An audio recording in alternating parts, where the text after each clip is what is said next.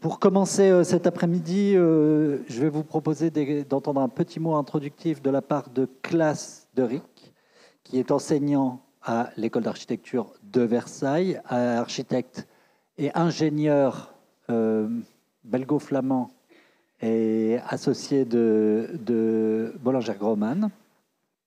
Et puis, dans la foulée, nous entendrons Corentin Fivet, je vous le représente dans un instant. Mais d'abord, à vous la parole, cher Claes de Rick. C'est moi qui appelle là?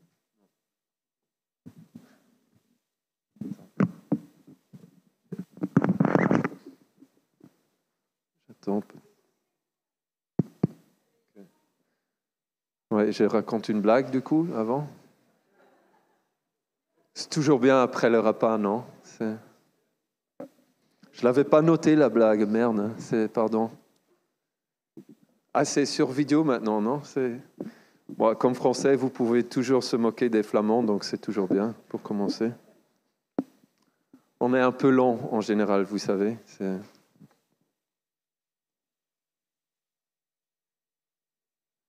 Et peut-être je peux déjà commencer légèrement, parce que dans ce lieu magnifique, pour pouvoir parler ensemble de cette approche du hors-site, qui parlerait effectivement cet après-midi plutôt des méthodes, des concepts qui y vont avec, les outils qui peuvent oui ou non influencer. Et donc pour le petit intro, je me suis permis de rassembler quelques slides qui pour moi parlent de l'ère anthropocène, enfin où est-ce qu'on se positionne, parce que même en tant que travaillant dans le milieu, moi-même comme ingénieur, donc j'interviens sur beaucoup de bâtiments, où est-ce qu'on se place aujourd'hui, dans quel débat? Donc se contextualiser, je pense que quelques-uns de nos intervenants de cet après-midi ont pu faire la même chose pour pouvoir attaquer avec une question plus précise. Et j'enchaîne avec un exemple qui parlera de l'impression 3D. Peut-être drôle, mais je pense que c'est un bon exemple. Bien sûr qu'on pourrait parler du bois et ça parlerait plus facilement sur le hors-site dans nos jours, je dirais. Mais je pense que pour autant, ça vaut la peine, et surtout quand on voit certains de nos intervenants, de pouvoir parler de là aussi l'impression 3D, comme est-ce qu'il y a un nouveau... qu'est-ce que ça veut dire pour notre métier? Qu'est-ce qu'on va faire avec, en fait? Donc, attends, ça va marcher, j'espère. Où est-ce que je pointe?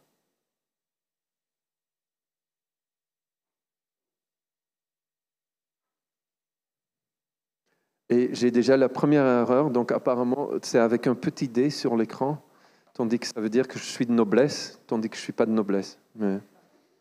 Donc ça c'était la blague. Alors, learning from the past, effectivement, c'est pour donner un petit mot sur le contexte.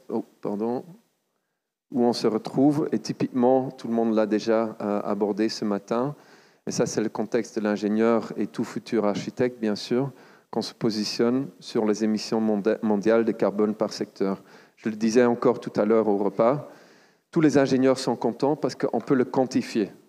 Hein, mais la question n'est pas aussi simple. Il faut effectivement qu'on puisse aller au-delà de juste le simple calcul de ces éléments-là. Toutefois, ça nous aiderait peut-être à relever certains défis au débat, tel qu'on le fait aujourd'hui, pour pouvoir se positionner. Je ne vais pas aller dans les chiffres, mais je pense que tout le monde a des différents chiffres d'ailleurs. Ils sont assez difficiles à interprétables à chaque fois. Et ils dépendent de chaque contexte, je pense. Mais on est tous mis dedans et je pense que ça nous rappelle à l'ordre, en fait, où est-ce qu'on doit travailler.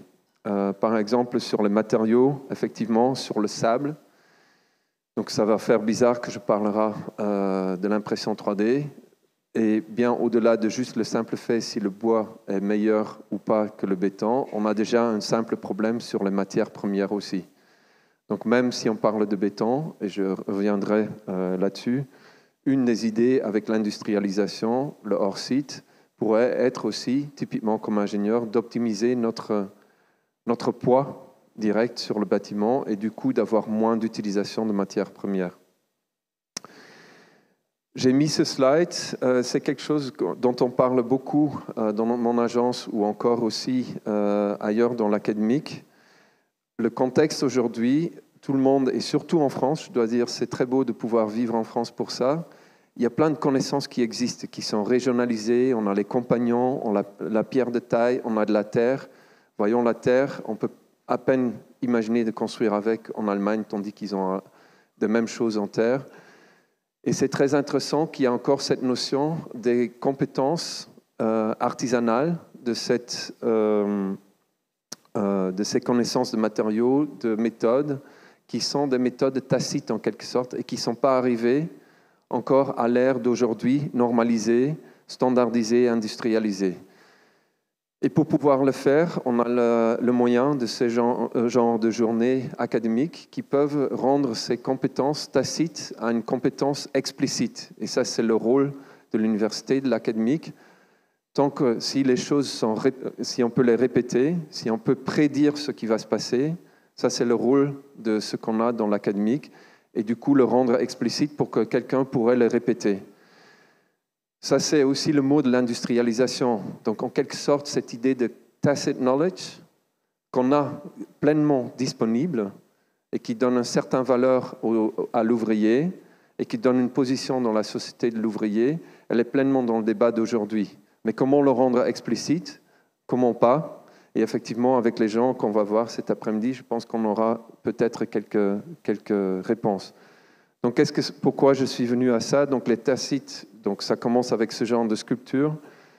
Et on a toujours, dans l'ère anthropocène, on a toujours changé le monde, effectivement. Donc, le façonnement humain du monde matériel, donc des connaissances tacites et des contextes régionaux, mais encore des matériaux à gauche, vous voyez un bateau, mais on va chercher le bâton spécifique dans la forêt, en fait, pour pouvoir l'utiliser dans un contexte spécifique, ou encore ici, en Normandie, une autre sculpture. Encore des idées qu'on a. Donc, on a toujours eu cette idée. Et puis, des connaissances tacites, on a même permis en France aussi de faire des cathédrales, sans qu'il y ait vraiment plus eu de calculs. On a donné une vision même à ces connaissances tacites. Et l'idée, enfin ici aussi Guastavino, que tout le monde devrait connaître, un artisan devenu un entrepreneur. Et puis de cette idée des connaissances tacites, on peut se permettre de projeter des visions. Et comment on peut faire des visions en fait. Et c'est là où l'industrialisation, où les outils numériques, les outils peuvent nous aider à pouvoir développer des visions. Et je pense que c'est un peu dans l'ère où on est. Comment ces outils, ils ne sont pas un challenge, mais ils sont là pour nous aider à pouvoir rendre peut-être des connaissances tacites à quelque chose d'explicite et qu'on puisse répéter. On connaît Jean Prouvé, donc on l'a déjà vu ce matin, je pense. Il y en a un dans la Tuileries d'ailleurs, qu'on a pu calculer. Je vois quelle intelligence il y a dans ce genre de pavillon. Et du coup, on peut aussi apprendre de cette histoire. Et je pense que tout le monde ici présent a essayé aussi, les présentateurs de cet après-midi, essayent aussi de tirer une sorte de ligne avec l'histoire. Ça, c'est un travail ici de Howard qui travaille. En fait, ils implémentent la robotisation pour la fabrication robotique de maisons avec un start-up. Ils viennent dans une usine et ils aident l'industriel à mettre en place une cellule digitale pour faire la production sur mesure et sur la demande spécifique pour des bâtiments discrétisés, enfin pour une solution discrétisée et des solutions spécifiques. Et je pense que c'est ça aussi l'ère numérique. Est-ce qu'il porte cet avantage qu'on puisse customiser, qu'on puisse aller vers l'avant avec des nouveaux outils de fabrication, des nouveaux outils aussi de calcul? Est-ce qu'on peut voir des nouveaux langages architecturaux? Et est-ce que le rôle de l'architecte change pour autant aussi? Qu'est-ce que le rôle? Quelqu'un a parlé de loi MOP inversée. Je trouvais que c'était très intéressant parce qu'effectivement, où est-ce que reste l'architecte dans toute cette histoire?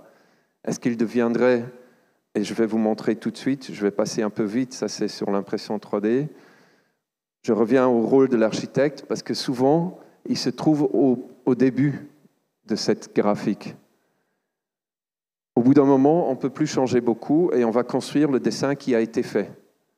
Et c'est dommage, en fait. Et si l'architecte peut s'approprier les outils de fabrication, il pourrait peut-être les ramener à la conception et pouvoir travaillait déjà beaucoup mieux sur l'influence de coût, sur l'influence carbone. Typiquement, un calcul carbone, ça se fait en phase pro, juste avant qu'on soit en phase de soumission avec l'entreprise. Donc c'est trop tard, par exemple. Et donc je pense là de pouvoir, le rôle de l'architecte, il est non négligeable dans tout ce parcours. Même si on peut dire que c'est le robot qui va faire demain mon travail, ou l'intelligence artificielle pour autant, ce n'est pas exactement vrai, parce que c'est là où ça se joue. Et je montre une petite, bon, c'est juste un schéma qui dit comment on peut y arriver, donc même avec les outils.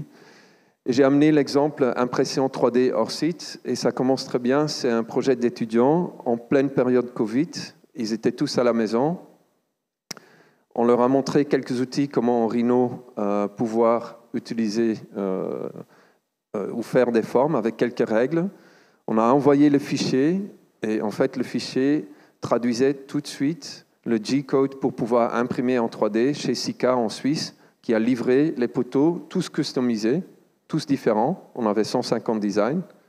On en a laissé imprimer une trentaine qui sont livrés, customisés sur place à l'école de Versailles. Maintenant, c'est un peu compliqué parce qu'on a des poteaux à Versailles qui ne font pas grand-chose, mais bon. Ça pose la question, en tout cas, juste le rôle de l'architecte, s'il connaît le langage, il peut aller directement manipuler la production en usine, en fait. Et ça, c'est un nouveau rôle que l'architecte pourrait assumer s'il le voudrait.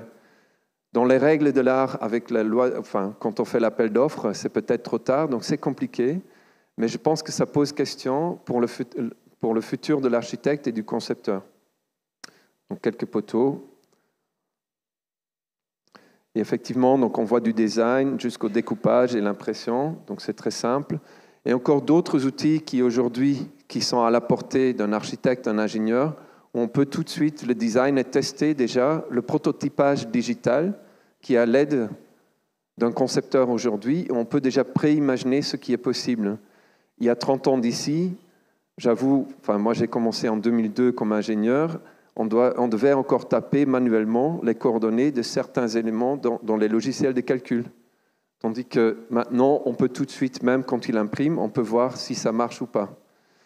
Et donc je pense que ça ouvre des différentes portes et aussi différentes questions et débats. Qu'est-ce que le rôle de chacun dans ce changement?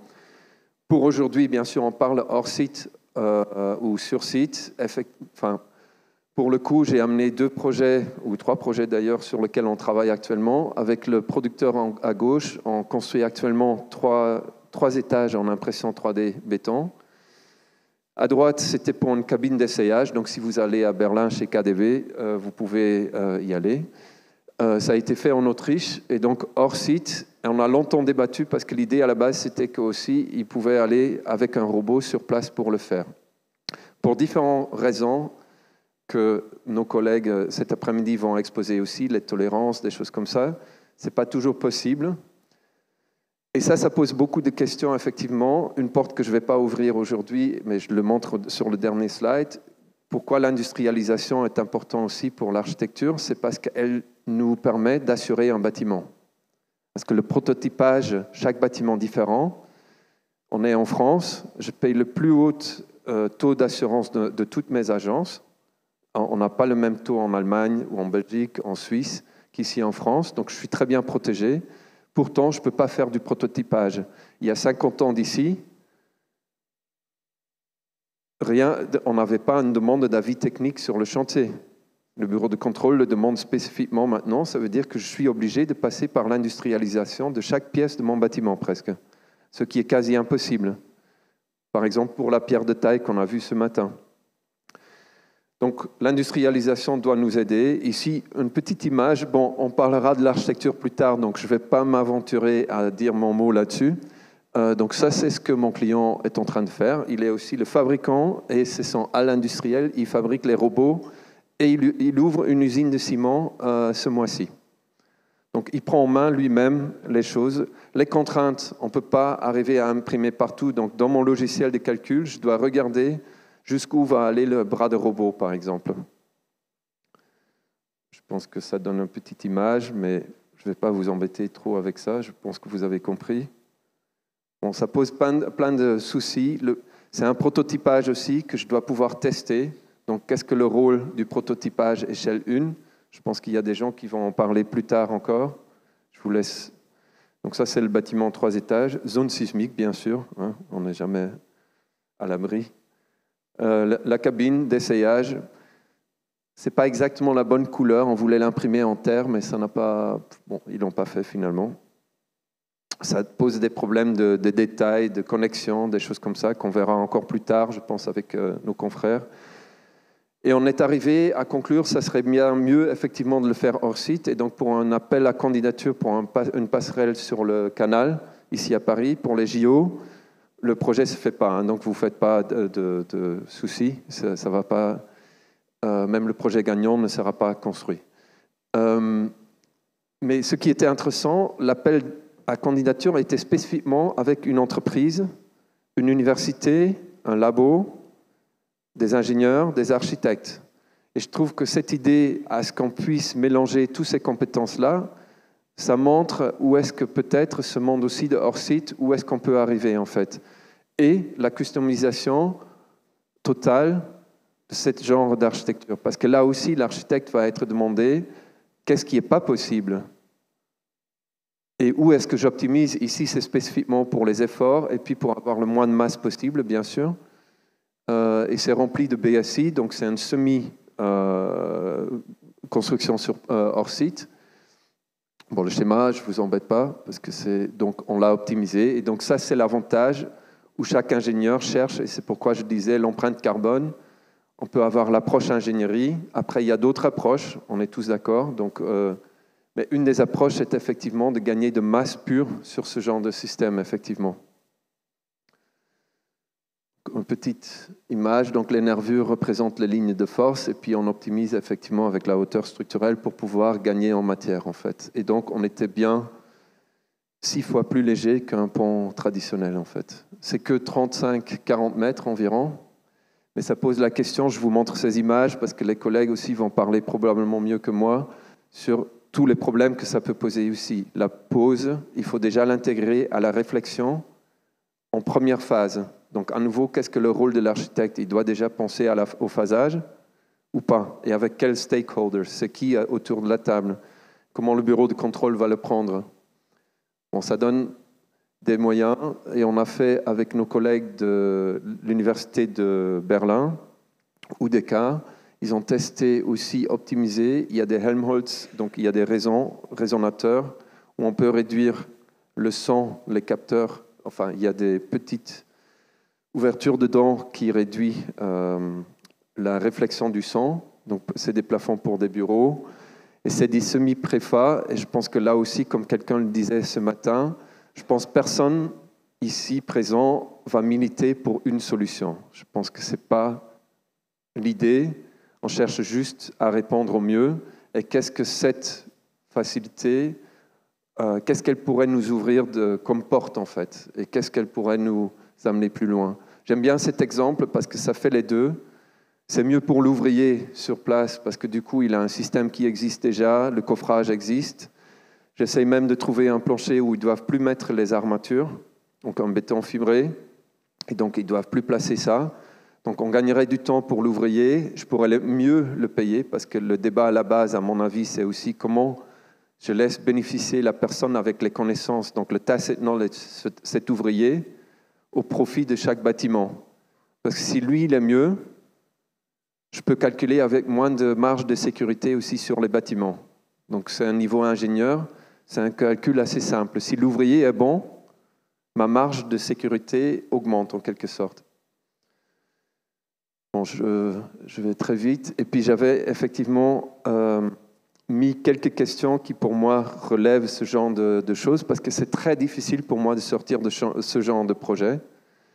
On a fait des choses avec les étudiants dans les cadres académiques, mais de les avoir, et puis on a d'autres cet après-midi qui vont essayer de nous montrer ça. C'est difficile de travailler dans ce genre de conditions. Il y a 50 ans d'ici, on aurait pu, parce que les normes n'étaient pas où ils sont aujourd'hui, et ils étaient moins suivis par les assureurs. Et du coup, cette idée d'industrialisation hors site, elle est très bonne parce qu'elle peut nous aider à livrer des solutions qui soient assurées par tout le monde. En même temps, peut-être il faut qu'on se demande aussi, est-ce qu'on le fait encore de la bonne façon? Et plutôt le prototypage échelle 1, tel qu'elle est possible en Suisse, par exemple, un peu plus facilement. Donc, sur ce genre de système, je pense qu'il faudrait qu'on se pose la question aussi. Donc, je vous laisse avec les quelques questions. Donc, un nouvel langage possible pour les architectes, les concepteurs, une nouvelle écologie entre les différents partenaires du projet. Est-ce que notre modèle d'économie est encore adapté à ce genre de conception? Comment j'entre les connaissances d'un chantier jusqu'à la conception? Et on avait la blague en France, c'est quoi l'architecte? Corentin, tu le diras tout à l'heure, mais non, je ne vais pas faire ça, c'est pas sympa. On le dira avec le café tout à l'heure, qu'est-ce qu'était la blague, entre la Suisse et la France. Mais aussi le rôle de l'enseignement, de l'industrie et le concepteur. Et je pense que typiquement, les mondes sont assez fermés entre eux, donc une journée comme ça permet de voir certains opérateurs, et je pense qu'il y a des industriels ici, et c'est très beau, et je pense qu'il faut qu'on s'ouvre à ce débat. Avec ça, je pense que je vais vous laisser avec Corentin, notre grand speaker de cet après-midi. En tout cas, ces exemples-là, pour revenir aux mots-clés de cet après-midi, concept, outils, méthode, outils numériques et robotiques, qu'est-ce qu'ils ouvrent, qu'est-ce qu'ils ferment, qu'est-ce que sont les verrous, où est-ce qu'on peut aller avec ça, et qu'est-ce que le rôle du concepteur là-dedans, ou encore du fabricant, où est-ce qu'on se retrouve au milieu en fait. Et le tout pour le contexte qui est de réduire notre empreinte carbone en fait. Merci. Merci beaucoup, classe. Corentin Fivet, rejoignez-nous. Oui, il est là, tout simplement, je ne le voyais pas. Voilà, Corentin Fivet, chose promise, chose due. À vous la parole. Je rappelle que vous êtes enseignant associé à l'EPF de Lausanne, plus particulièrement sur les sujets d'économie circulaire. Merci beaucoup. Très bien, merci beaucoup pour l'invitation, pour la blague. Il faudra effectivement attendre le café, si cela vous va. Comme disait un grand humoriste français, on peut rire de tout, mais pas avec tout le monde. Je ne vous connais pas encore assez, mais pourquoi pas. Très bien, alors, pendant que ça charge, voilà, voici le grand titre. Je vais vous avouer avoir dû prendre un petit peu de temps pour m'assurer de bien comprendre ce qui était sous-entendu par le terme construction hors site. D'une part parce que le terme n'est pas si commun en Suisse et en Belgique francophone. D'autre part parce que pour moi, construire l'acte d'assembler ne peut se faire que là où il y a le bâtiment, et donc sur site, donc la construction hors site.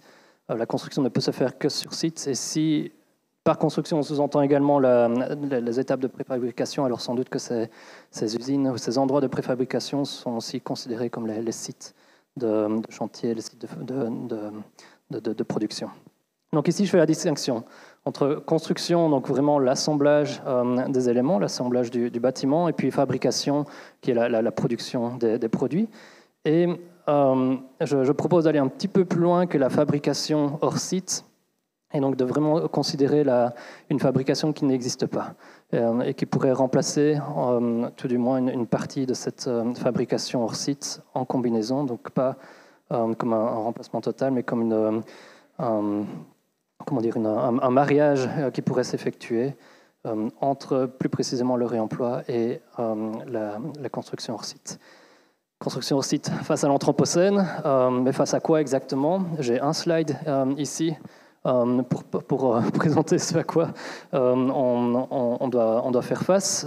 Selon les experts du GIEC, donc ici, en fait, ce sont plusieurs diagrammes que j'ai récoltés de différentes sources, qui viennent principalement du GIEC, et qu'on n'a pas l'habitude de voir ensemble, en fait. Donc sur la gauche, vous avez cette courbe noire qui est l'évolution des émissions de CO2 dans le monde depuis les années 70. Puis à un moment donné, elle s'arrête et elle laisse place à une autre courbe qui est celle qui a également des émissions, mais cette fois-ci qui englobe d'autres gaz à effet de serre, parce qu'il n'y a pas que le CO2 qui émet des gaz à effet de serre, qui est considéré comme gaz à effet de serre. Donc c'est la courbe que l'on voit qui débute depuis les années 2010. Et puis, Donc les experts du GIEC, dans le dernier rapport publié début de l'année passée, nous présentent les efforts qui sont requis en termes de diminution de gaz à effet de serre pour limiter le réchauffement global à maximum 1,5 degré. C'est la première courbe que l'on voit ici.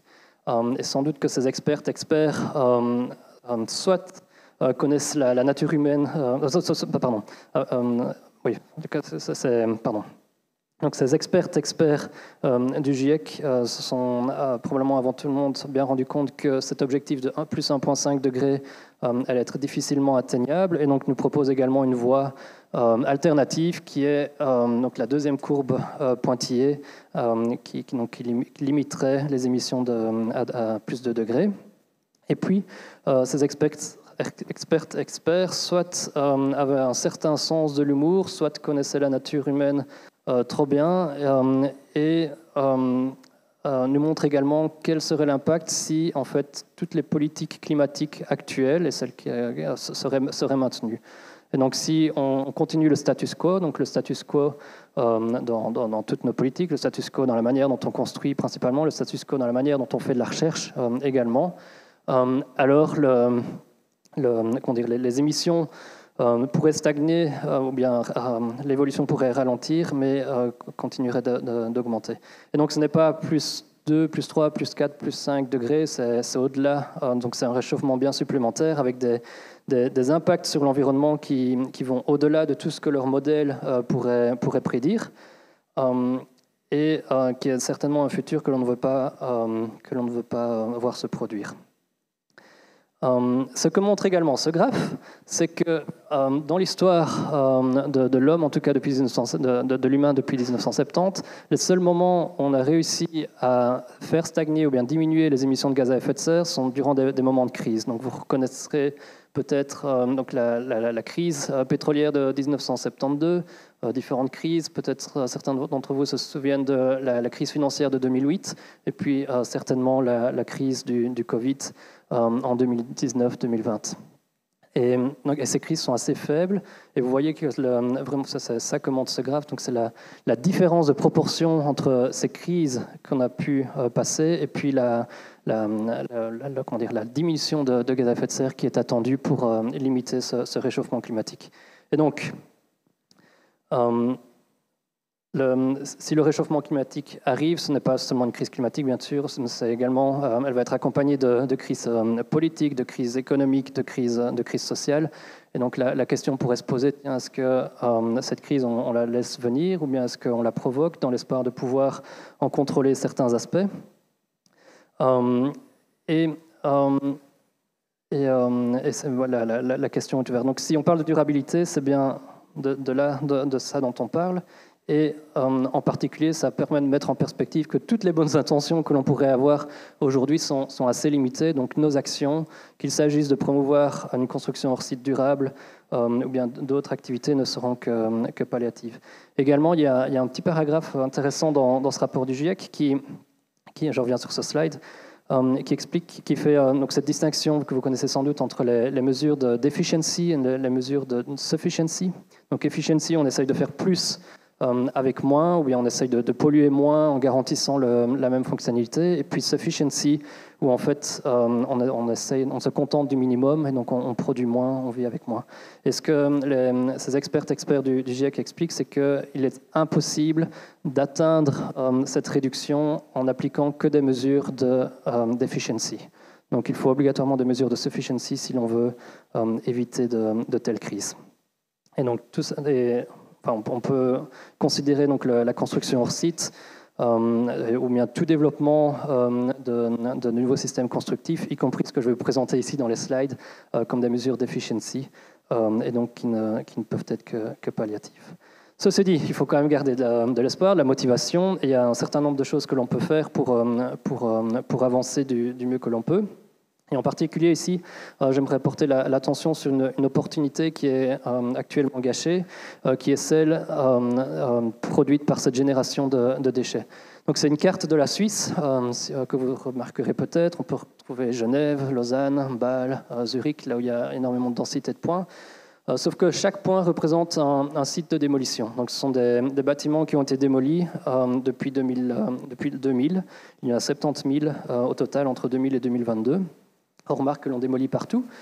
Et si on zoome, ce qu'on remarque également, c'est que ces démolitions, la plupart du temps, c'est pas dans la majorité, enfin vraiment, c'est pas tout le temps en fait, elles ont lieu alors que le matériau qui est démoli est encore sain, il est encore de bonne qualité. Donc on démolit pas pour des raisons de dégradation, mais pour des raisons d'investissement économique, pour des raisons comme je le montre ici sur la photo, qui concernent un besoin d'augmentation de surface de plancher, etc.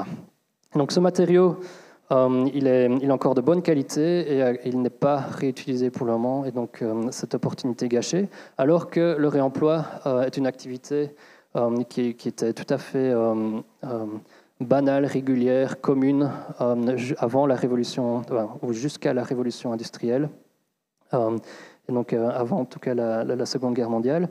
Pour montrer ce que je sous-entends par le réemploi de composants, j'ai l'habitude de présenter cet exemple, qui est l'exemple d'un pont qui a été construit en 1810 sur le Rhin, entre la Suisse et l'Allemagne. En 1919, donc 100 ans plus tard, les autorités du village dans lequel il se situait ont décidé de remplacer ce pont par un pont plus haut, plus large, parce qu'il y avait de nouveaux besoins. Ça, c'était fin 1919, début 1920, donc quelques mois juste après, des moines du village d'à côté, donc Rheino, ont récupéré en fait des éléments du pont. On peut d'ailleurs voir donc, tous ces éléments verticaux ici, en fait, sont les colonnes de cette étable ici en dessous. Les découpes que l'on remarque ici, en fait, correspondent aux endroits d'assemblage que l'on avait dans le pont au-dessus. Et donc on a cette étable qui est faite d'éléments de réemploi, et cette étable, 100 ans plus tard, est toujours debout. La photo date de 2019, mais le bâtiment est toujours là. Et donc au final, qu'est-ce qu'on a ? On a un bâtiment qui a 100 ans, mais qui est fait de composants qui ont 200 ans. Donc c'est vraiment ça l'objectif, c'est d'avoir des produits, des composants de construction qui survivent à l'obsolescence des systèmes, des bâtiments, des structures dont ils font l'objet. Alors, allons tout de suite vers la fin. Quel est l'impact du réemploi ? Il n'est pas absolu, c'est une des solutions disponibles aujourd'hui pour réduire l'impact environnemental et les autres aspects de durabilité de la construction. Mais concrètement, pour certains produits, et en particulier ceux que je vais présenter dans ce talk, dans les minutes qui arrivent, on peut aller chercher jusqu'à 90% de réduction de gaz à effet de serre par produit réutilisé. À l'échelle du pays, c'est le cas pour la Suisse, je crois qu'on est dans des ratios similaires pour la France. On peut espérer une diminution jusqu'à 40% donc en masse de déchets. Le réemploi permettrait d'éviter 10 à 25% d'extraction, et donc indirectement donc la destruction des écosystèmes liés à cette extraction de matières premières. Le réemploi, vous l'avez vu avec l'image précédente et la découpe, je ne vais pas m'attarder ici dessus, nous invite également à nourrir une nouvelle forme de relation avec le patrimoine construit, avec le heritage, qui ne concerne pas nécessairement le maintien de l'objet complet, mais vraiment l'objet de ces éléments qui ont une histoire à raconter, au-delà et plus ancienne que celle du bâtiment dont ils font partie. Et puis finalement, la raison pour laquelle le réemploi est à ce point poussé par l'Union européenne ou bien par certaines villes en Europe et également aux États-Unis, c'est parce que le réemploi garantit la création et le maintien d'emplois qui sont locaux. On a besoin d'une main-d'œuvre locale pour maintenir les bâtiments en place, pour réparer les éléments, d'emplois qui sont non externalisables, ça ne sert à rien d'aller exporter à l'étranger pour les revenir, et des emplois également qui sont renouvelables. Une autre raison également, c'est que le réemploi garantit une certaine forme d'indépendance sur les importations. On l'a vu au début de la crise et de la guerre en Ukraine, où par exemple, en tout cas en Suisse, l'approvisionnement de fenêtres de réemploi était mieux assuré que l'approvisionnement de nouvelles fenêtres produites en usine. Alors, tout de suite, je voudrais clarifier un point. Donc, lorsqu'on parle de l'économie circulaire aujourd'hui, de nombreux fabricants nous présenterons des produits qui rentrent dans cette catégorie. Donc, ce sont des nouveaux produits neufs qui permettent un réemploi futur avec une petite typo. Faut oublier le E ici. Hein. Mais pour qu'il y ait vraiment circularité, donc on doit également aller chercher, construire aujourd'hui avec du réemploi. Donc ça ne sert à rien de produire plus en espérant que les éléments, donc de produire plus aujourd'hui en espérant que les éléments soient réemployés dans le futur, parce que l'histoire en fait nous a montré que ce n'est pas nécessairement le cas. Quelques exemples ici. Donc ce n'est pas parce qu'un système est totalement démontable qu'il va être réemployé dans le futur. Il y a énormément d'expériences qui ont été faites dans les années 70, notamment, donc, si vous vous souvenez de la crise pétrolière. Et ici, un exemple en Suisse, où en fait, il s'agit d'un bâtiment en béton préfabriqué, et chaque élément en fait, est posé au-dessus d'un autre. Donc c'est vraiment un assemblage vraiment de Lego, il n'y a aucune connexion, c'est juste la gravité qui maintient la cohérence entre tous les éléments. Pourquoi ça a été construit de cette manière? Parce que c'est un campus de recherche agricole l'équipe de conception envisageait le fait qu'il y ait avoir un besoin de renouveau d'espace pour ce campus, avec un besoin d'extension, de remodélisation des éléments. 50 ans plus tard, ces éléments ne sont pas déconstruits, ne sont pas reconstruits, il n'y a pas eu de réadaptation. Pourquoi? Tout simplement parce qu'il y a d'autres raisons pour lesquelles on ne réemploie pas les éléments. Ici en particulier, c'est une raison technique liée à l'isolation et l'étanchéité des éléments. Un autre exemple, donc c'est plus récent, donc à Vancouver, ce bâtiment que vous connaissez peut-être, qui a été construit de manière entièrement préfabriquée et puis avec des connexions réversibles sur place, tout est boulonné. Alors ce n'était pas dans l'intention d'en faire un bâtiment entièrement démontable, c'est juste un résultat du processus de construction qui a été mis en place. Si ce n'est qu'on comprend très bien que si l'on veut, si plus tard, à un moment donné, on estime qu'on n'a plus besoin de ce bâtiment, ce n'est pas dit que les éléments vont pouvoir être utilisés, parce qu'ils ne pourront être utilisés que si on a besoin d'un bâtiment qui a exactement la même hauteur sous plafond, qui a exactement les portées, donc qui produit exactement le même volume d'espace à l'intérieur. Et la raison pour laquelle on ne voudra plus de ce bâtiment dans le futur, c'est justement parce qu'on est trop contraint par ces hauteurs sous plafond, par ces volumes qui sont produits à l'intérieur.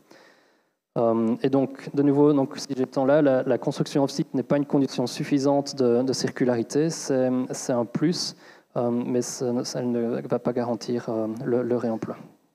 Voilà, donc c'était juste une petite parenthèse. Ici, dans le talk, je vais me concentrer là-dessus, en sachant que ceci existe déjà et est bien acquis, et aussi en assumant que le but, c'est de pouvoir combiner les deux ensemble pour obtenir un maximum de bénéfices sur l'environnement également. Alors le réemploi aujourd'hui, c'est principalement du réemploi de petits éléments secondaires, de seconde œuvre. Vous voyez ici, petit à petit, il y a une montée en puissance, on réutilise de plus en plus donc, des éléments de structure porteurs. Pourquoi c'est important? Parce que c'est là qu'il y a un impact carbone. L'impact carbone dans le bâtiment, dans la construction du bâtiment, il se fait dans les éléments porteurs. C'est là où il y a de la masse, du volume. C'est là également où il y a des processus de production qui émettent énormément.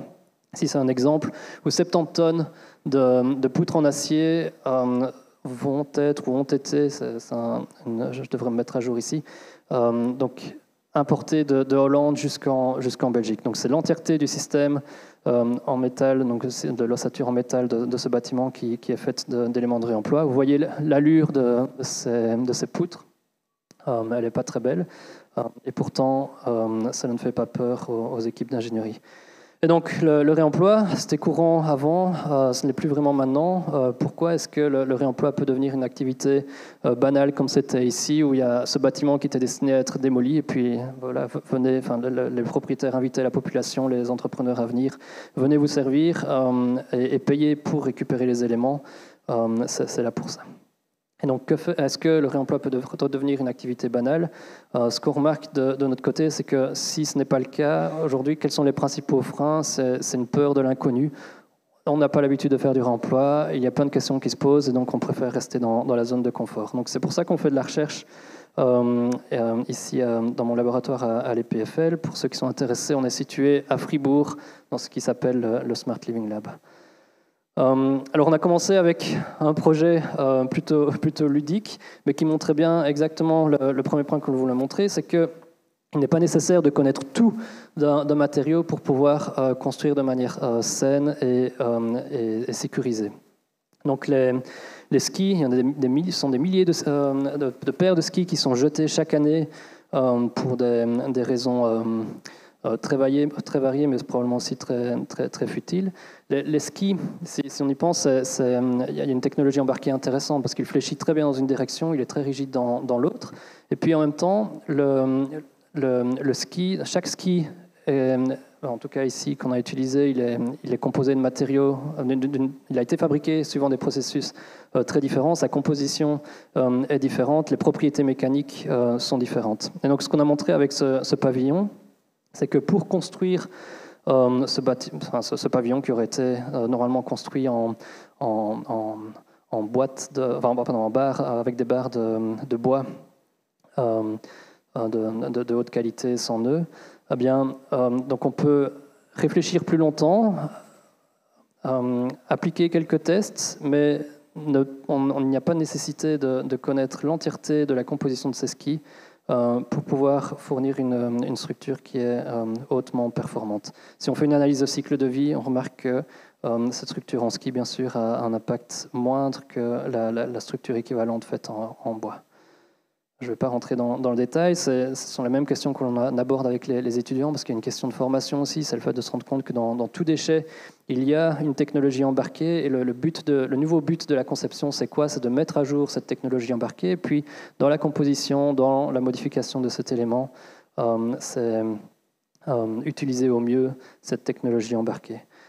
Pourquoi? Parce qu'on peut aussi faire du réemploi sans vraiment être performant. Ici, il y a un autre exemple qui vient de Boston. À Boston, avant, dans le downtown, il y avait une autoroute qui coupait le downtown en deux, une autoroute surélevée. Ils ont décidé de la mettre en souterrain. Entre-temps, durant les travaux, ils ont dû construire des voies secondaires. Donc, ce sont les bretelles d'autoroute que l'on retrouve ici. C'est un mot qui se dit ici, peut-être. Et donc, on savait que c'était temporaire, donc tout a été préfabriqué, acier, béton, comme on le voit. Sauf qu'à la fin, malgré cet objectif de réemploi, vraiment très peu, une portion minuscule a été réemployée. Ce qui a été réemployé, donc, ce sont ces quelques dalles et structures que l'on voit ici pour construire cette maison dans les suburbs de Boston. Alors c'est sympa, c'est du réemploi, sauf que cette maison n'a pas besoin de sections aussi grandes pour pouvoir supporter les charges qui lui sont appliquées. Donc il y a vraiment un surdimensionnement. Ce qui est sous-entendu ici, c'est que ces sections auraient pu être utilisées ailleurs et donc auraient pu éviter la production de poutres et de dalles plus demandeuses ailleurs plutôt que d'être utilisées ici donc, de manière surdimensionnée. Donc, ce qu'on a montré, c'est que cette question de surdimensionnement pouvait être évitée par le biais de l'optimisation. Ici, c'est une étude de cas faite par un étudiant de master. Donc, l'idée, c'était de réutiliser les éléments que l'on a ici de ces pylônes électriques dans le Valais qui sont destinés à être démantelés afin de construire une extension pour la toiture de la gare de train à Lausanne. Et donc, en gros, il y a trois questions simultanées à aborder. La première, c'est quelles sont les pièces qui valent la peine d'être extraites, réutilisées, quelles sont celles qui ont les qualités attendues. La deuxième, c'est où mettre ces pièces dans la structure, justement pour éviter ce surdimensionnement, pour utiliser les pièces à technologie embarquée au mieux. Et la troisième, simultanée, c'est quelle forme donner à la structure pour éviter, par exemple, des découpes supplémentaires, pour éviter encore le dimensionnement. Donc tout ça, en fait, finalement, c'est un problème mathématique qui peut être optimisé et qui permet de montrer les impacts environnementaux possibles. Alors ici, ce que montre ce résultat d'analyse de cycle de vie, donc c'est pour une structure type, il n'y a pas une modification de géométrie ici, le stock est donné, mais c'est vrai, peu importe, même si on rend le stock défini de manière aléatoire. Donc on a le premier cas qui est la construction classique, donc on a cette structure en acier faite d'éléments neufs donc avec une part de composants recyclés. Et puis on a la structure faite d'éléments réemployés. On voit effectivement qu'il y a une diminution jusqu'à 40% d'impacts environnementaux ici. Donc ce sont des recipe points pour ceux qui sont dans le milieu. Ce que montre ce graphe, c'est que si on veut vraiment être au top pour réduire l'impact environnemental de ces structures, en fait, il faut se permettre de construire un petit peu de neuf. Et donc, les barres ici qui étaient surdimensionnées, parce qu'on est contraint par un stock qui est donné, on ne peut pas optimiser la section de chaque barre, puisque cette section, elles sont données, eh bien, ces barres surdimensionnées, on les remplace par de nouvelles barres nouvellement produites, et alors c'est là qu'on pourra atteindre un minimum. Ceci, on a pu le montrer de manière absolue avec ces structures, mais c'est probablement un principe qui est vrai pour tout type de réemploi. Il ne faut pas chercher le dogme, mais donc chercher le 100% de réemploi à tous les coups, mais probablement que pour effectivement réduire ces impacts, il faut combiner le réemploi avec de la production neuve, qu'elle soit dans le remplacement de certaines pièces, dans les connexions, etc. Pour ceux que ça intéresse, en parlant de méthode et de conception, donc on a transmis tous ces algorithmes comme plugin pour Rhino et Grasshopper, qui est disponible gratuitement et qui a été utilisé par les architectes ici pour justement réutiliser des éléments de pylônes électriques pour construire la façade autoporteuse que l'on voit là à droite. Alors, donc j'ai parlé de ces algorithmes, de cette question de technologie embarquée, en montrant des exemples avec l'acier et le bois. Ici, je vais me concentrer sur le béton. Pourquoi ? Parce que c'est vraiment le big elephant in the room, comme diraient les anglophones. Donc le ciment responsable de 8% d'émissions de CO2 dans le monde. Donc si on regarde toutes les émissions de CO2 dans le monde, qu'elles soient liées au transport, à la production de nourriture, à l'usage de l'électronique, etc., donc tout ça, il y en a 8% uniquement pour le ciment. Il y avait un autre chiffre qui était donné par Klaas juste avant, qui montrait l'impact de la construction des matériaux, etc., à 11%. Donc ça veut dire que tous les autres matériaux, c'est seulement les 3% qui restent, si on juxtapose ces chiffres. Alors ces chiffres varient d'une source à l'autre, mais on est plus ou moins dans cette gamme-là. Et puis également le béton, responsable de 30% des déchets de construction et de démolition. Donc il y a un grand potentiel ici, d'autant plus qu'actuellement, quelle est la fin de vie idéale du béton qui est mis en déchets? Eh bien c'est celle-ci, elle consiste donc à broyer le béton, à réutiliser ce béton broyé comme agrégat dans du nouveau béton.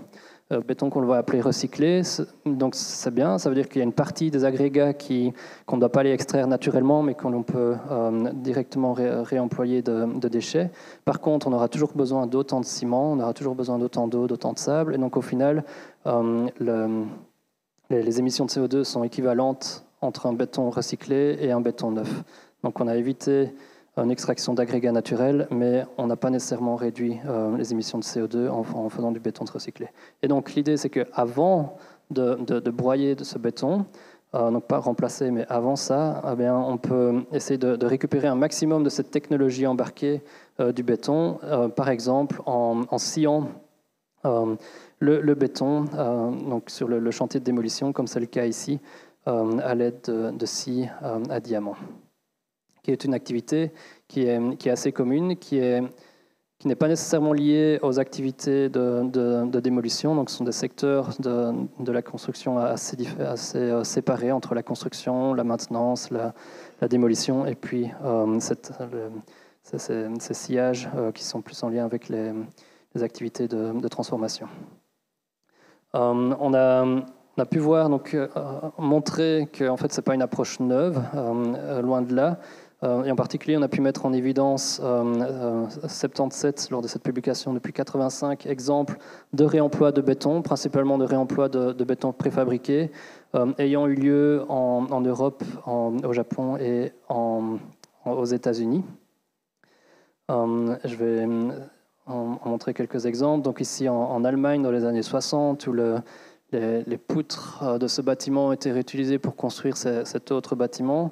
Ici, un autre exemple plus important, plus intéressant. Donc, c'est ce bâtiment-ci qui était fait en panneaux préfabriqués, qui a été démonté, parfois à l'aide de scie également. Donc, on est en 1986. Et ces dalles, ces murs ont été réemployés pour construire le bâtiment que vous avez à droite. Donc, c'est un bâtiment qui a il n'y a rien de plus commun. Il y a plusieurs bâtiments en fait qui ont été construits grâce à ces pièces. Ce bâtiment répond à toutes les normes. Et puis il est là. Par contre, il n'a pas nécessité de couler du béton neuf. Ici encore un autre exemple des années 2000 en Allemagne, où ces éléments préfabriqués ont été découpés et réutilisés pour construire ces nouvelles maisons. De notre côté, donc, on fait de la recherche, on était en Suisse. Il y a beaucoup plus de bâtiments coulés en Suisse que de bâtiments en préfabriqués. Puis on voulait montrer qu'en fait, le béton coulé pouvait aussi être utilisé, pas nécessairement pour les mêmes utilisations, mais dans de nouveaux contextes. Donc pas nécessairement une dalle pour une dalle et un mur pour un mur, mais peut-être des murs pour d'autres utilisations, comme ici cet exemple de passerelle en béton. Les éléments, ils viennent d'où? Ils viennent d'un chantier de transformation qui a lieu dans un hôtel au bord du lac Léman, qui avait été construit, pour la petite histoire, il y a seulement une dizaine d'années avant. Donc le bâtiment n'était pas plus vieux que 10 ans, qu'il a été décidé que les murs dans le sous-sol étaient obsolètes et il fallait les retirer. Donc il a fallu d'une semaine ou deux pour trouver nos partenaires, et en particulier cette entreprise de découpe qui nous disait « Ah oui, on a un chantier, on a besoin de découper des petites pièces parce qu'il faut transporter ces pièces du sous-sol au rez-de-chaussée, donnez-nous vos dimensions et on vous les fournit. » Donc ça a été assez rapide. Vous voyez les pièces découpées à droite. On leur a également demandé de percer des trous pour pouvoir laisser passer un câble de pré-contrainte. Et puis, par l'assemblage, donc on a cette pièce. Il y a plein d'histoires intéressantes par rapport à ce pont. Je regarde le temps, j'ai peut-être un petit peu de temps. Notamment le fait que chaque pièce est différente finalement. Donc il y a une certaine imprécision due au moment, suite à la construction du mur en béton. Il y a toujours cette imprécision d'1 centimètre du chantier, cette tolérance d'1 centimètre. Lors de la découpe, on ajoute une tolérance supplémentaire d'1 centimètre puisqu'on ne veut pas payer trop cher, donc la scie elle est placée rapidement et puis peut-être qu'elle n'est pas tout à fait droite. Et donc on a des pièces finalement qui peuvent avoir des dimensions variant jusqu'à 2 centimètres. Cette incertitude, cette variation dans les géométries, c'est une donnée en fait du réemploi et qui demande en fait un changement d'attitude dans le sens où en fait cette variation, donc on ne connaît pas précisément quelle va être cette variation. Par contre, on peut anticiper qu'il va y avoir une variation. Et donc l'enjeu, c'est de concevoir le système constructif qui permet d'absorber cette variation. Et ici en particulier, qu'est-ce qu'on a fait? Eh bien, lorsqu'on a reçu les pièces, on les a ordonnées, classées, triées par ordre de grandeur pour avoir la différence entre deux pièces la plus petite possible. Et puis on a également favorisé donc un système où les joints sont remplis avec du mortier. Ces joints sont contrôlés lors de l'assemblage et ont des épaisseurs variant pour justement reprendre ces impressions. Ce que vous avez pu voir sans doute déjà sur ce graphe, c'est que si l'on fait de nouveau une analyse de cycle de vie et que l'on compare cette passerelle donc en béton de réemploi que l'on a ici avec d'autres passerelles qui ont exactement les mêmes exigences structurales, mêmes dimensions, etc. Donc une première parcelle faite en béton coulé d'une seule pièce. Ici, une passerelle faite en acier, et puis ici, une passerelle montrée en bois. On voit qu'il y a des réductions qui divisent par 2, par 3, par 4 les équivalents en béton et en acier. Et puis, une empreinte qui est similaire à l'empreinte de cette passerelle en bois. Le bois qui est vu actuellement donc, comme le matériau durable par excellence. Si on veut construire de manière durable, on va construire en bois. Ici, il y a un nouveau compétiteur qui est le béton de réemploi. Je ne dis pas qu'il faut construire moins en bois, il faut construire davantage en bois. Par contre, pour certaines applications, donc le béton de réemploi a un impact environnemental tout aussi performant. Je n'ai pas le graphe ici, mais si on zoome et qu'on essaie de comprendre d'où vient cet impact, il y a un tiers qui est lié au transport, 70 km entre le site d'extraction et notre labo. Et puis, il y a un autre tiers qui est dû à à la production du formwork, donc du coffrage qu'on a, enfin pas du coffrage, mais de l'échafaudage nécessaire pour pouvoir placer, du cintrage, voilà, du cintre nécessaire pour pouvoir placer ces blocs. On n'a pas été très malin, on a utilisé du bois neuf, on n'a pas réutilisé ce bois, donc on a dû mesurer l'impact complet ici. Donc ça veut dire que en étant malin sur la manière dont cet arc est construit, en étant malin pour diminuer donc ces distances de transport, l'impact pourrait être réduit encore d'un tiers, ici à droite. Donc par la suite, il nous a été demandé donc d'ajouter d'autres éléments également issus du réemploi. Ici sont des éléments de structure d'un chapiteau de cirque pour faire le garde-corps. Et la passerelle est actuellement utilisée à Comté dans le Valais durant les travaux qui ont lieu sur place. Alors, c'est bien, ça permet de réutiliser le béton tel qu'il est, mais on ne s'est pas soucié de la présence des barres de ferraillage. Et pourtant, c'est là qu'il y a la technologie embarquée. Donc, on a utilisé le béton comme un élément de purement compression. On doit se poser moins de questions, c'était facile. Par contre, si on veut vraiment réutiliser la ressource au mieux, alors il faut vraiment réutiliser cette présence de barres d'armature, et en particulier donc cette capacité à résister à l'affection au moment qui se trouve dans les connexions du béton. Et donc avec un projet étudiant ici qui s'appelle Rebuild, mené par les étudiants, qu'est-ce qui s'est passé? Eh bien, ce bâtiment source a été identifié, et puis les étudiants, avec notre aide, donc ont réussi à montrer en fait que ces pièces pouvaient être démontées pour être réutilisées telles quelles pour construire le bâtiment que l'on a à droite. Donc ce sont donc ici, on a un bâtiment dont la dalle a déjà été partiellement découpée, et plutôt que de découper juste au ras des dalles et puis des colonnes, c'est l'entièreté de la dalle champignon avec la colonne et puis la dalle inférieure qui a été découpée, transportée en une seule pièce, amenée sur l'autre site pour construire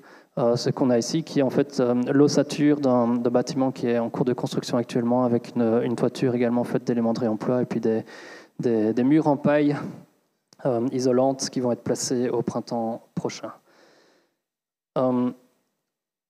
Donc ici, on a une autre vue du truc. Et donc, si je fais un lien avec la construction hors site,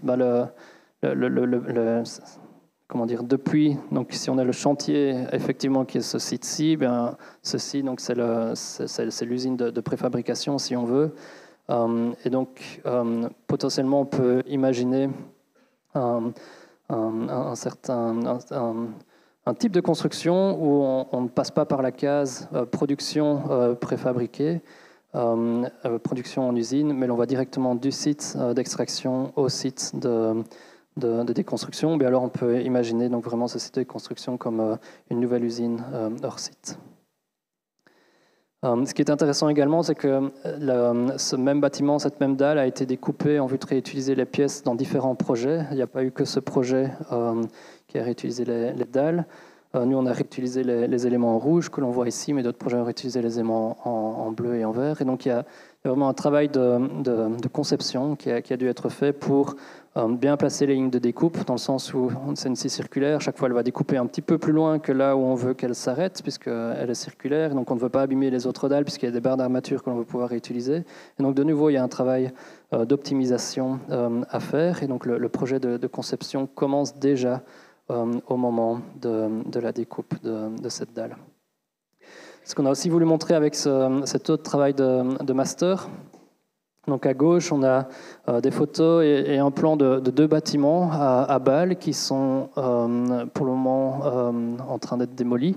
Et puis à droite, on a le plan d'un bâtiment qui va être construit à l'endroit même. Donc le plan est donné, les bâtiments sources sont donnés, et puis ce que cette étudiante a cherché à faire, c'est de montrer comment les dalles des deux bâtiments existants pouvaient être réutilisées dans le nouveau bâtiment. Et donc ça passe par une caractérisation de ce qui est présent dans les dalles, donc quel type de renforcement de ferraillage, quelle est la résistance à les différentes résistances à l'affection dans les différentes directions de ces dalles. Et puis un travail d'optimisation, donc comment découper ces dalles pour ensuite avoir chaque pièce, et puis comment pivoter ces dalles, comment retourner ces dalles pour pouvoir assembler un puzzle qui répond aux exigences de portée que l'on a ici. Donc les couleurs représentent ici les différentes résistance à la flexion que l'on a dans les dalles. Les différentes nuances de gris que l'on a ici représentent les endroits où on a envisagé que l'on pouvait venir couler une couche supplémentaire de béton fibré à haute performance, soit sur le haut de la dalle, soit sur le bas de la dalle, là où on a des moments élevés, pour justement upgrader en fait, la résistance de ces dalles dans le nouveau contexte.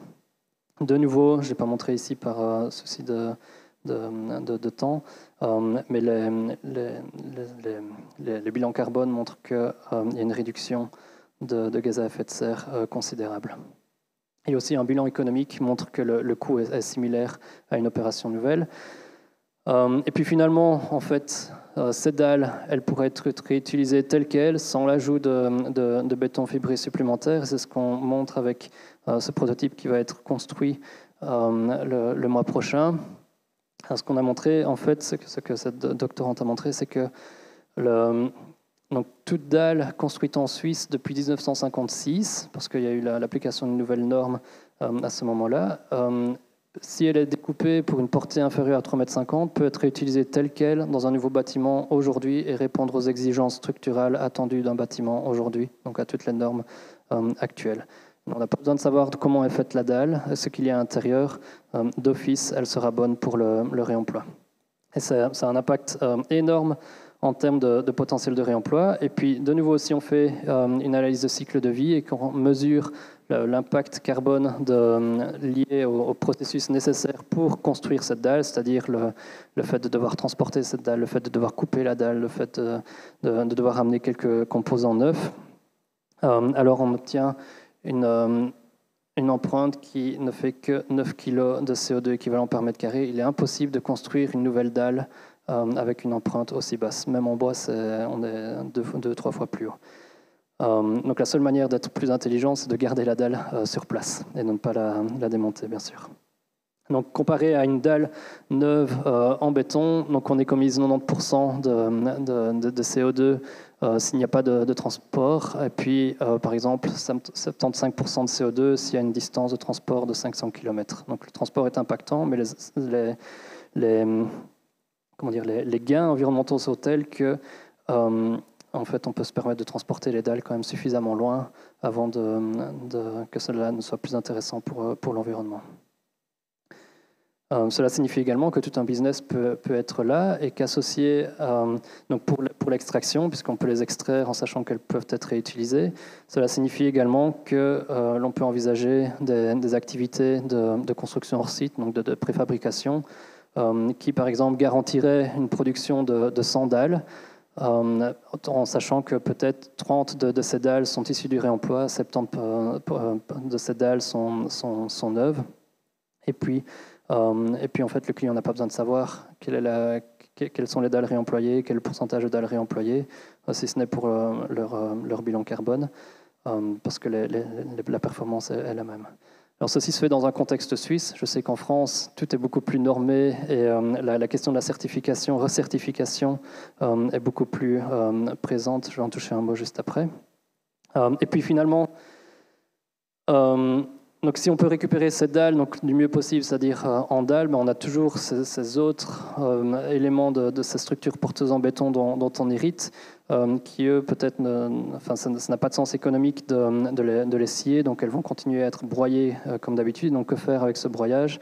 Et là c'est un autre champ de recherche que l'on développe, où il est question de voir comment les outils actuels de production classique, donc de machinerie classique, sur chantier, dans chantier de démolition, dans les sites de triage et sur les chantiers de construction, comment toutes ces machineries peuvent être améliorées avec de nouveaux capteurs, avec de nouveaux contrôles digitales, pour pouvoir en fait à moindre coût réutiliser au mieux ces déchets de démolition. On voit à droite donc juste un bout de mur qui vient d'être assemblé.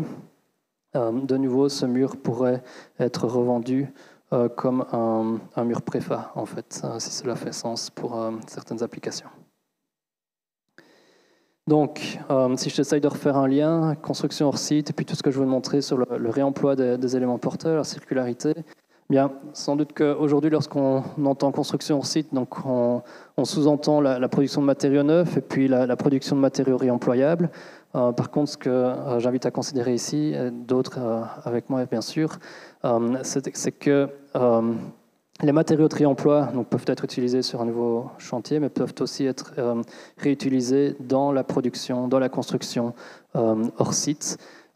Ce qui amène une série d'avantages. Et puis aussi, ce n'est pas tout d'avoir des modules réemployables, mais les composants de ces modules doivent également être réemployables parce qu'ils seront sans doute plus faciles à réutiliser que le module complet. Tout en restant un petit peu abstrait ici. Alors pourquoi? Quels sont les avantages à intégrer ce réemploi de matériaux à cette activité de construction hors site? Je me suis posé la question rapidement, mais voici peut-être quelques pistes. Donc, d'abord, évidemment, comme j'ai montré, ça permet de réduire l'impact environnemental de l'activité de la construction hors site.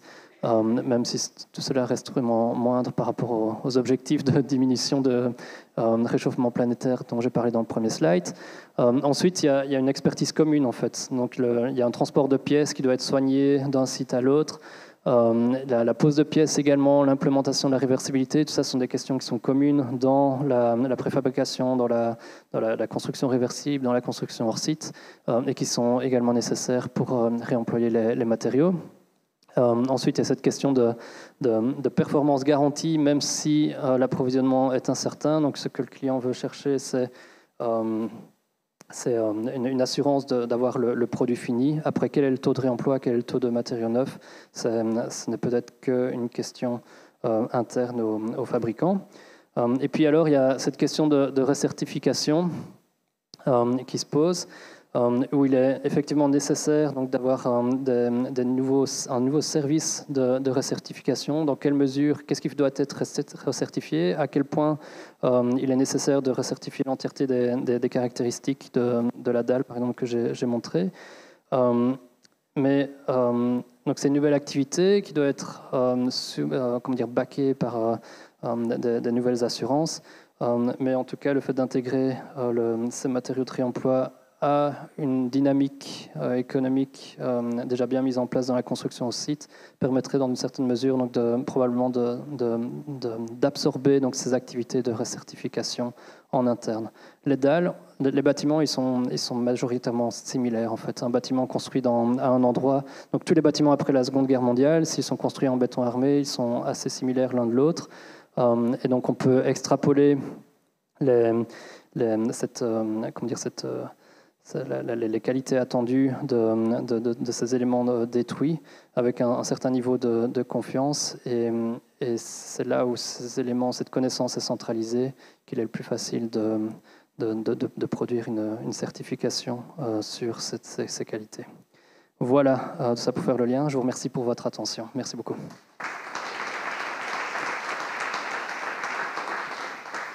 Merci beaucoup, Corentin, pour ces propos extrêmement clairs et assez stimulants, cette dalle. Ce que je vous propose, c'est qu'on se prenne peut-être 5 minutes de pause et non plus 10 pour essayer de rattraper un tout petit peu du retard qu'on a déjà accumulé en début d'après-midi, comme on va quasiment jusqu'à 20h tout à l'heure. Autant ne pas en perdre trop. Du coup, il est 43, c'est ça? Est-ce que vous voyez aussi? Bon, ben voilà, qu'on se donne rendez-vous à 50. On reprend à 50 si ça vous convient.